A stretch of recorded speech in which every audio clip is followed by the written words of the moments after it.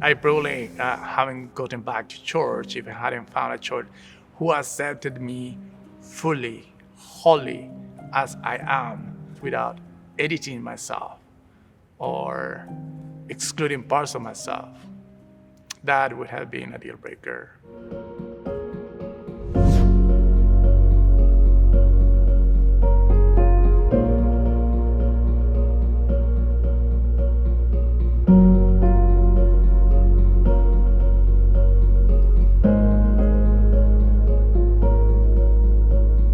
So my name is Richard Arias Hernandez.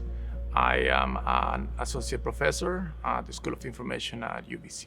I teach IT courses. I also teach a few courses for undergraduate students in the media studies program. I always liked teaching since I was a kid. I remember getting my siblings together and I actually made a blackboard on one of the walls at my house.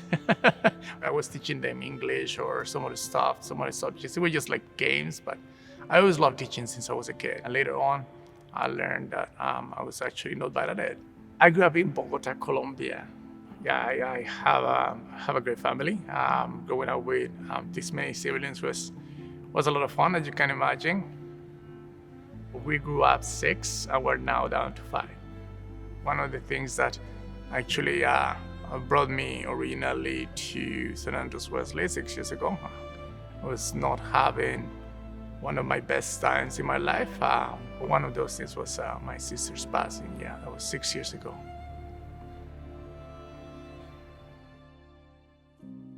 Well, a lot of the people who know me as gay, they don't know that I am, religious or I attend church. So when I tell them that, they always find that surprising. Again, there's a normal dissociation between you being gay and you being a member of a spiritual community, right? Like traditionally, we have been at odds. So I started knowing about that when I was 10, probably. But it was very contained, and also in my family wasn't accepted.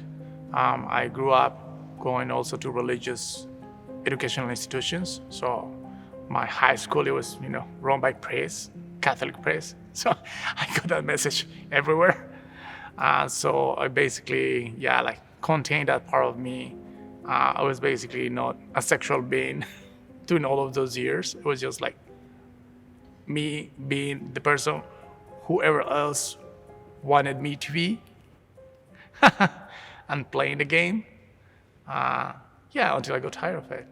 So I started as a teacher in Colombia, right? I ended up moving to the States for 5 years to go to the next phase of my career, which was to complete a PhD and then go back. But then that coming back didn't happen as expected. Yeah, I fell in love in the States. I got married to a guy. He had a son, so we started raising a family together. At the time, gay marriage wasn't legalized in the States, so for me, there wasn't a chance to stay there. So we decided that we need to move, and my ex found a job here in Vancouver, and I found a job a few months later. I ended up going back to academia, which is what I like, doing research that I enjoy, and then teaching, which I love.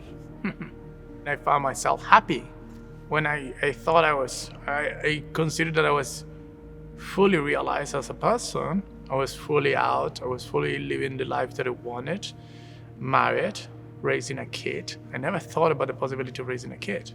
And I went through that and it was amazing. And I was extremely happy. And I was like, I want my family to know me as I am and know that I can be happy as I am.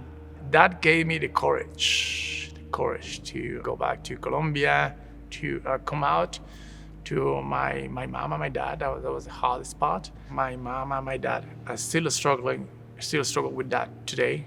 They were raised in a different way, different generations, so it's really hard for them. But other than that, it was just fine. Yeah. The way that the health system works in Colombia is different than Canada. We don't have a really strong health system. And for example, something that we consider here basic, which is, an EpiPen, for people who live with allergies. She never had one of those, right?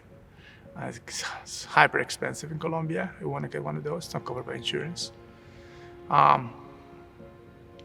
Also, ambulances don't work very well. They don't respond very fast. One day she just gets up. She has difficulty breathing, and she just goes into respiratory shock.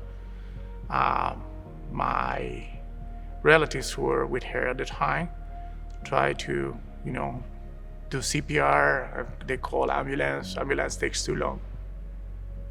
Her body just stops working.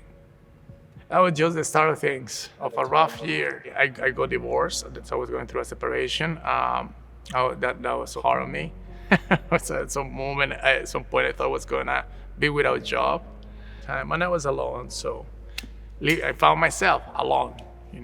I needed community. I needed a place to get stuff that I had inside out. Community gives me energy. Community gives me happiness. Community gives me a sense of meaning, a sense of who I am. I am very social, and I thrive in social relationships. Church was that for me, but also, obviously there are other communities, right, in which you can be yourself. But not all communities gives you spirituality. Not all communities gives you a place to, cry yourself out when you need to, right? Pour yourself out when you need to. You do that with your best friends, probably, the people you confide. But yeah, so I found that here. That kind of closeness, relationship, love. It's love for people you don't know, really,